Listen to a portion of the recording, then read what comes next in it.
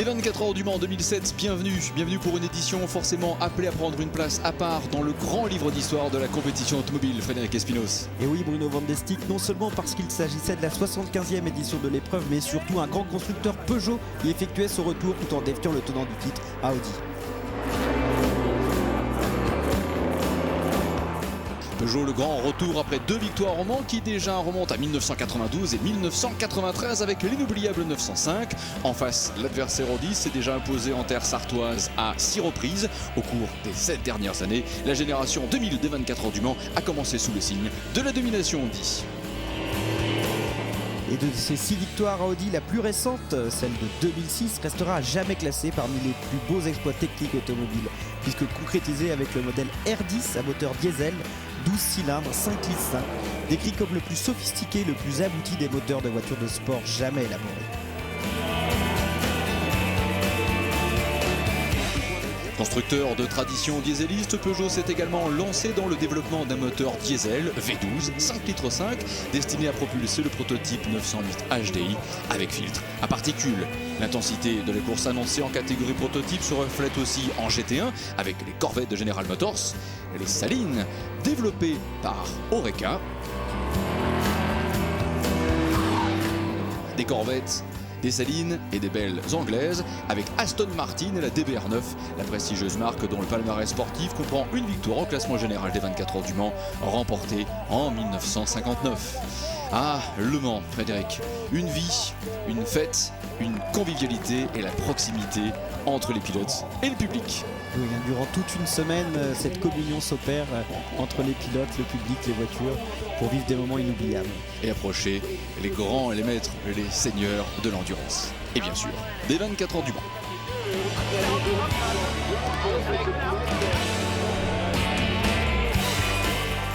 Ajoutez à cela les récents aménagements effectués sur le circuit dont pourront profiter public, pilote et l'ensemble des acteurs de la course. Cette dynamique confirme, si besoin en était, le succès des 24 heures du Mans, jamais démenti au fil du temps. Ah, la course contre le temps. Justement, depuis la victoire inaugurale de la marque française chez Larry Walker en 1923, tout ce que la planète automobile compte de grands constructeurs et pilotes a un jour osé relever le défi des 24 heures du Mans. Ainsi, rite immuable, chaque mois de juin, des dizaines de milliers de fans convergent vers ce coin de France qu'est la Sarthe, au cœur de la région des Pays de la Loire. Une fois par an, sa ville fétiche, Le Mans, devient la capitale mondiale du sport automobile, grâce à sa fantastique audience autour d'une course qui reste une incontestable vitrine de savoir-faire. Le temps a beau faire son effet, la technologie progressait pour tous, constructeurs, équipementiers, pilotes. S'engager au départ des 24 heures du Mans, c'est participer à l'une des plus belles épreuves sportives, l'un des plus beaux défis techniques et humains qui soient.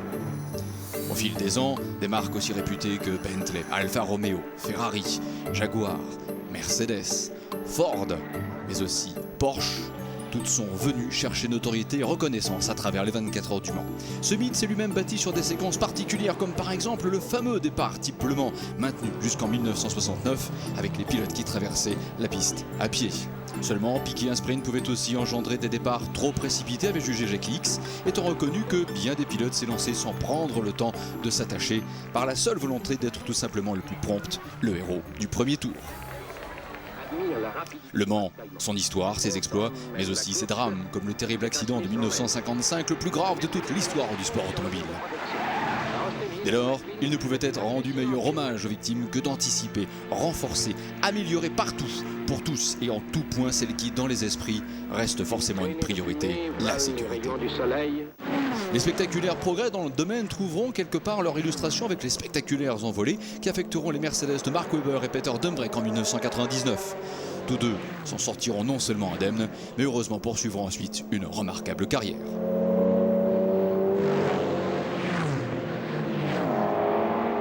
1923-2006, à la veille du 75e rendez-vous, chaque édition des 24 heures du Mans offre ainsi aux statisticiens le loisir de réactualiser les données chiffrées les plus complètes, les plus valorisantes aussi.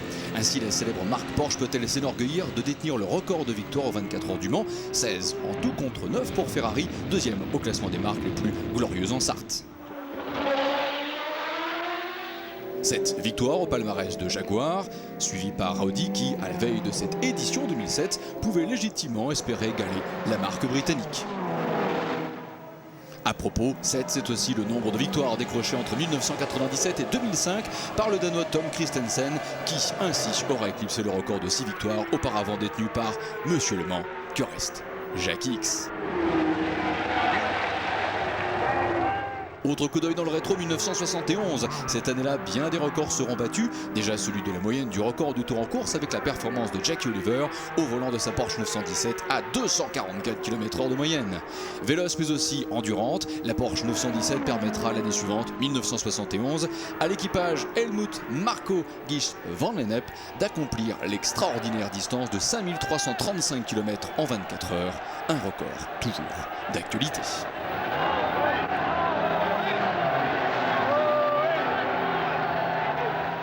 Ces limites sans cesse repoussées vont évidemment de pair avec l'extraordinaire banc d'essai de mise à l'épreuve que les 24 heures du Mans ont toujours constitué. Phare, essuie-glace, frein, moteur turbo, carburant de différentes natures, quantité d'innovations ont vu le jour au Mans avant application à l'automobile de série. Mais au Mans, la victoire peut aussi tenir de la débrouillardise. 1933, le chewing-gum mâchouillé par les mécaniciens d'Alfa Romeo permettra de colmater in extremis une fuite du réservoir d'essence. Miraculé, la Stazio Nuvolari imposera son Alfa avec 10 secondes d'avance seulement sur son plus dangereux rival. De la Shenari Walker de 1923, l'Audi Hardy TDI, seule la course des 24 heures du Mans aura su engendrer pareille merveille de technologie. Lundi 11 juin 2007, ouverture de la grande semaine des 24 heures du Mans avec le pesage et l'occasion de rappeler, Frédéric, que l'histoire, la magie du Mans, s'est indéniablement bâtie sur les grands duels entre grandes marques, grands constructeurs dans la course. Et oui, Jaguar Mercedes, Ferrari Ford, Porsche Jaguar. En même temps que la course entre dans une nouvelle ère, l'histoire l'invite à renouer avec cette tradition des grands duels et non des moindres. Et oui, non des moindres, avec Peugeot et Audi et leur voiture prototype à moteur diesel, ayant aussi permis au gasoil de s'affirmer davantage, prioritairement aux yeux du grand public, dans une discipline jusque-là outrageusement dominée par les moteurs essence. Audi vient défier Peugeot. Nous connaissons nous assez bien la compétition, dit le Dr Ulrich. Peugeot a fait un très bon travail ces dernières années dans toutes les disciplines où ils se sont illustrés et ils ont l'expérience du Mans. Ils ont gagné les 24 heures du Mans. Nous savons que nous allons avoir un sacré challenger et que nous allons donc devoir très bien nous préparer pour cette course. Peugeot, après que la 908 HDI ait été dévoilée en janvier, un intense programme de développement s'en est suivi, lequel a porté ses fruits dès la première apparition de la voiture en compétition à Monza lors de la manche d'ouverture de la Le Mans Series. Entre-temps, Peugeot Sport a naturellement suivi le développement de la voiture avec pour objectif principal la fiabilité. Les débuts ont néanmoins été convaincants. Première sortie en compétition et première victoire à l'arrivée des 1000 km de Monza. On a une marque qui a la compétition dans la peau et qui fait tout en sorte pour que ça se passe bien et pour que ça gagne. Et bon, même si l'échéance c'est plutôt 2008 que 2007, je crois que tout le monde a envie de surprendre et de faire un petit coup d'éclat. De notre côté, je crois que il y a que des inconnus puisqu'on a très peu d'idées de notre niveau de performance par rapport aux Audi vu qu'on ne s'est jamais confronté, et on a très peu d'idées de notre fiabilité sur une épreuve de 24 heures qu'on n'a pour l'instant jamais réussi à finaliser sur nos 2 tentatives de simulation. Je suis très fier de porter les couleurs de Peugeot. Je suis pilote français, être chez un constructeur français comme Peugeot qui a une histoire au Mans en plus, c'est énorme. Et c'est vrai que d'être dans une équipe comme celle-là, c'est une grande chance parce qu'on roule en permanence, on travaille beaucoup, c'est pas comme un team privé où c'est une vie totalement différente. Donc là, il y a des moyens, il y a des hommes, il y a toute une partie technique qui est assez énorme et la voiture progresse en permanence. Donc pour un pilote, c'est fabuleux et je m'éclate vraiment. Peugeot, Le Mans, les retrouvailles, rappelant que la dernière victoire de la marque au Mans remonte à 1993 avec la 905 des Rick Alary, Christophe Buchu et Geoff Brabham, reconduisant la victoire déjà réussie un an plus tôt par Derek Warwick, Mark Blundell et les pilotes français bénéficiaires d'une extraordinaire réussite au Mans dans les années 90, Yannick Dalmas. D'une vocation historique à l'autre, souvenons-nous qu'une voiture à moteur Peugeot a aussi établi en Sarthe un record qui probablement ne sera jamais battu, celui de la plus haute vitesse dans la ligne droite des Hunaudières. La voiture, comme l'équipe aux moyens modestes, s'appelait alors WM. À défaut de venir contester la victoire au Porsche Jaguar, l'objectif aura pour nom de code 400 comme 400 km/h à atteindre en course dans les Hunaudières. Après plusieurs tentatives, le français Roger Danchy réussira l'exploit en soirée le samedi 11 juin 1988 en atteignant la vitesse de 405 km/h. 24 heures. Trop éprouvé, le moteur n'ira pas plus loin, mais peu importe, entrer dans l'histoire comme elle venait de le faire allait suffire au bonheur de toute une équipe. Retour à juin 2007 en nous attardant sur le constructeur présenté comme le grand favori de la 75e édition, Audi. Aux 5 succès remportés par la fabuleuse R8 entre les années 2000 et 2005, Audi a continué d'étoffer son palmarès avec la R10. Première voiture à moteur diesel à s'imposer aux 24 heures du Mans. Succès complété outre-Atlantique par une victoire dans l'American Le Mans Series. Il y a toujours matière à améliorer, bien sûr, car nous sommes en compétition, nous devons développer. Nous avons franchi un sacré pas en avant et nous espérons ainsi être plus forts au Mans cette année. Peugeot est là avec la même configuration moteur que nous, donc c'est à nous de montrer ce dont nous sommes capables. Le diesel a à présent une image sportive et cela a été très courageux de la part d'Audi de mener un tel projet. Me concernant, cela a été la sensation la plus forte, même par rapport à la Formule 1, y compris en 2006.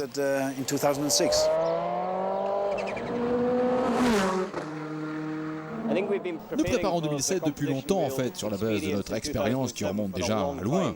La seule chose qu'il est essentiel de faire est de vous focaliser sur votre propre voiture, votre propre équipe et essayer de la développer, de s'assurer qu'il y a un vrai travail d'équipe et qu'il n'y a pas de grain de sable dans les rouages et qu'une fois que la course sera lancée, tout fonctionnera à 100%. La seule chose que vous ne puissiez faire, c'est agir sur les concurrents, mais vous s'attacher à sa propre équipe et essayer de faire qu'elle soit toujours plus performante, tout le temps. Premier volet du duel Audi-Peugeot, il s'est bien sûr tenu lors des soirées d'essais qualificatifs. Avantage Peugeot avec Stéphane Sarrazin, auteur du meilleur temps la première soirée, réalisée peu avant minuit, en 3 minutes 26 secondes, 344 millièmes. Pole position, certes provisoire, avant de devenir définitive le lendemain, en raison d'une piste détrempée pour cause d'intempéries au cours de la seconde soirée d'essai, anéantissant de fait tout espoir d'améliorer les chronos de la veille. Dans ce match Audi-Peugeot, Frédéric, le constructeur français mène alors 1-0, reste à confirmer. Et oui, et dans les autres catégories, les enjeux sont aussi de premier ordre, notamment en GT1, où les Corvettes vont devoir affronter 6 Aston Martin, en plus des Salines Oreca. Très ouverte et plus diversifiée que jamais, la catégorie LMP2 comprenait une Pescarolo, mais oui, confrontée au Lola, Courage, Dôme et autres high-tech. Qualité et quantité également de mise en GT2 où les Panos, lauréates en 2006, allaient devoir affronter une concurrence plus musclée que jamais avec les toutes nouvelles Porsche 997 et les Ferrari 430. Le Mans à la course, le Mans à la fête, y compris en centre-ville ou après l'incontournable pesage du lundi et mardi, tous sont au rendez-vous le vendredi en soirée pour la grande parade des pilotes des 24 heures. Depuis le podium de départ de la place des Jacobins, plus de 100 000 personnes s'étalent dans les rues. Normal, le succès de la Formule tient aussi dans l'opportunité qu'ont les spectateurs d'approcher ces héros de toujours que sont les pilotes. Et croyez-le bien, cette convivialité, les pilotes, ils l'apprécient.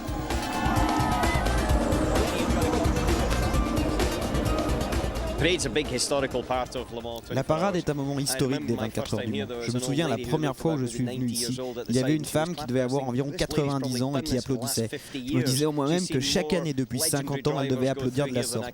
Elle avait dû voir passer plus de pilotes de légende que je ne peux l'imaginer. Et tout cela résume bien l'esprit des 24 heures du Mans.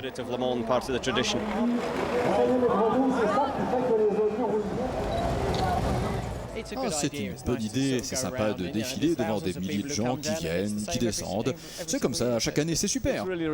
C'est vraiment très bien, il y a la foule, même s'il menace de pleuvoir, les gens sont venus quand même et c'est super de voir ça. C'est vraiment un événement exceptionnel et la parade y contribue, j'aime vraiment y prendre part. Hi, hello, Peter. Hello, Peter Cox. I'm an Aston Martin driver. Ça va être assez intéressant et probablement très mouillé comme nous pouvons le voir. Nous allons essayer de faire de notre mieux. Afin d'accomplir le parcours, les pilotes défilent à bord de Torpedo, comme pour mieux célébrer l'héritage que nos automobiles contemporaines doivent naturellement à leurs pionnières. A noter que le parcours de la parade se terminera à pied. Tout le monde descendra en effet avec la remontée du fameux tunnel, transformé pour la circonstance en boulevard des autographes et autres photos improvisées. C'est génial, ça non? Et c'est aussi l'occasion pour les pilotes, y compris Stéphane Sarrazin, avant de nouvelles signatures d'autographes, de montrer d'exiler son trophée de pilote de la pole position. Baptême du Mans, baptême de foule, bain de foule pour Jacques Villeneuve, pour Raymond Mullet-Pirot. Ça c'est vraiment la magie des 24 heures du Mans, y compris d'ailleurs Frédéric, la méga star présente pour ces 24 heures du Mans, David Hallyday. Ah non, David Smet. C'est vrai.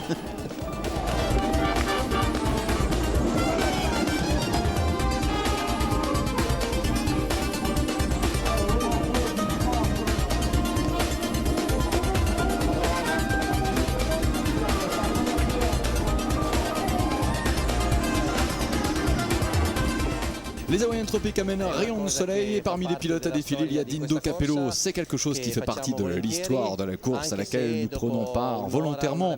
Même si après 1h, 1h30, être assis dans ces voitures, c'est parfois un petit peu dur.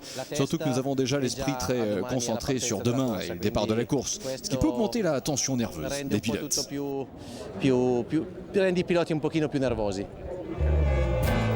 De la nervosité justement, mais de la bonne, de la scène, les premières décharges d'adrénaline le lendemain avec tout le cérémonial d'avant-départ.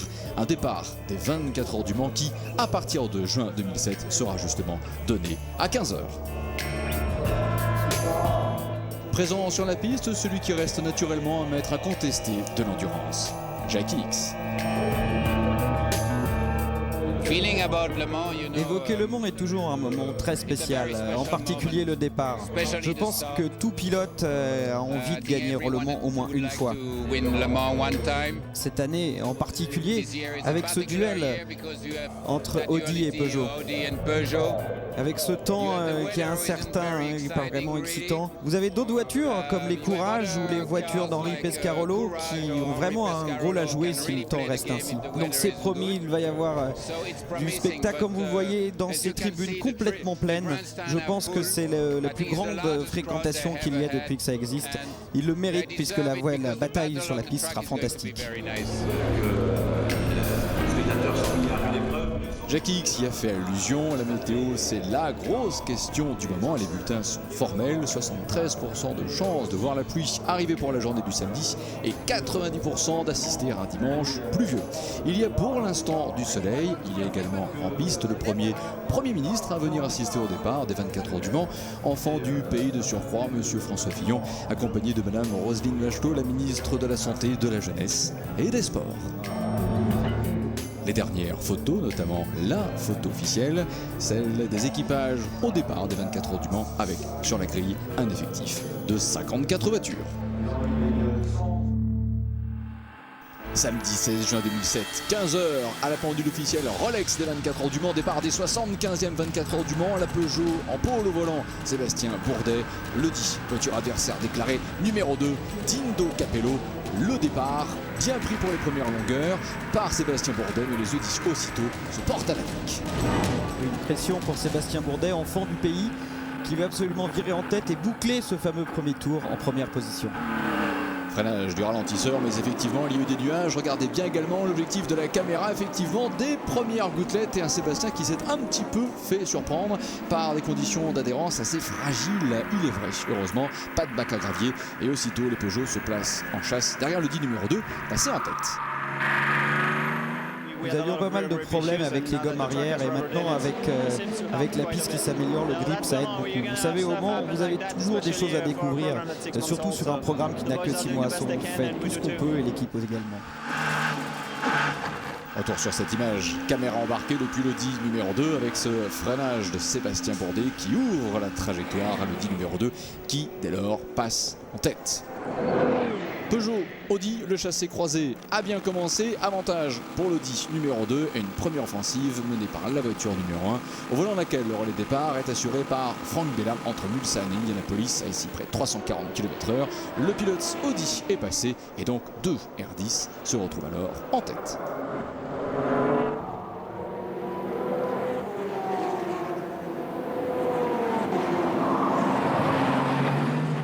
Départ impeccablement réussi pour les Audi, à la plus grande satisfaction du docteur Ulrich. Ils sont lancés et à partir de cet instant, plus question de se relâcher parce qu'ils vont être là. Ce qui est vraiment typique d'une course comme Le Mans. Et comme le dit le docteur Ulrich, Frédéric, les 24 heures, c'est clair, se gagnent sur la piste et peuvent aussi se perdre dans les stands par des arrêts trop prononcés, trop longs. Premier arrêt, en tout cas, conforme au tableau de marche pour la Peugeot numéro 8 de Pedro Lamy, de Stéphane Sarrazin et de Sébastien Bourdet. Et premier changement de pilote également autour de l'Audi R10 numéro 2 après le départ assuré par Rinaldo Capello. Première entrée en piste, délicate aussi pour Tom Kristensen. Et oui, on le voit Bruno avec ces conditions délicates, comme vous l'avez dit, important de choisir le bon pneumatique au bon moment, également important de ne pas trop décaler sa stratégie, de s'adapter aux conditions de piste, et c'est ce qui est vraiment difficile pour un rythme de course vraiment élevé, parti tel un grand prix de Formule 1 quasiment. Absolument, et avec un avantage pour Audi, 3 voitures dont la numéro 3 de l'équipage des juniors, Lucas Luhr, Mike Rockenfeller et Alexandre Prémat, eux aussi pour une première participation 24 heures du Mans avec une voiture prototype, l'occasion de se lancer dans le grand bain. Qu'en a pensé Lucas Luhr? C'est évidemment très difficile si vous êtes en slick alors qu'il commence à pleuvoir. Vous êtes un peu refroidi pour accélérer, freiner et tourner tout en fait. C'est vraiment comme sur de la glace. Les ingénieurs m'ont averti qu'il pleuvait par endroits. Alors ça a été ok. Et si cela a été pour Lucas Luhr plutôt ok, ça ne l'a pas du tout été pour Mike Rockenfeller avec la sortie de piste de l'Audi numéro 3 à l'attaque des Laudières en sortie du virage Tertre Rouge, un très gros impact. Regardez bien justement les rails de sécurité. Voiture endommagée de l'arrière, pilote indemne heureusement, mais une course neutralisée. L'instant justement de sortir d'abord la voiture et de reconsolider également tous les poteaux de fixation de ces fameux rails de sécurité. Coup de théâtre et coup de tonnerre aussi en lien direct avec la météo pour Audi qui va effectivement perdre l'une de ces 3 voitures. Quelque part entre Peugeot et Audi, on se retrouve à leur effectif égalitaire, autrement dit 2 voitures partout. La réaction, l'analyse à chaud du docteur Ulrich. Mike a perdu la voiture en réaccélérant à la sortie du Tertre Rouge. Il a tapé très fort de l'arrière et il essaye de passer une vitesse et si possible de rentrer, mais ça paraît vraiment très compliqué jusqu'à présent. Image très dure d'un pilote qui tente le tout pour tenter de réparer, de revenir au stand, à l'image justement de la Pilbeam précédemment ou même encore de la Corvette numéro 64, mais contre l'avis des commissaires de piste, que nous dit Doug Fehan. Nous lui donnons un essai, mais les officiels paraissent plutôt être sur la réserve. Nous allons essayer de voir s'il y a un moyen d'isoler le problème et faire une opération temporaire pour ramener la voiture. Problème de transmission finalement pour Oliver Gavin avec Olivier Beretta et la Corvette numéro 64, des vainqueurs sortant de la catégorie GT1. J'ai fait cette course 7 fois, nous dit Oliver Gavin, et j'ai toujours terminé sur le podium. Maintenant, c'est terminé pour nous. Et je ne sais vraiment pas ce que je vais faire. Je vais rentrer à la structure, voir ma famille, dîner avec eux, je ne sais pas. Je vais venir supporter l'équipe, agir en tant que membre du team. Mais c'est vraiment une sensation inhabituelle. Et je pense que personne chez Corvette n'a quitté jusque-là cette course si tôt. C'est douloureux. Toute la saison est motivée par cet événement et d'abandonner si tôt,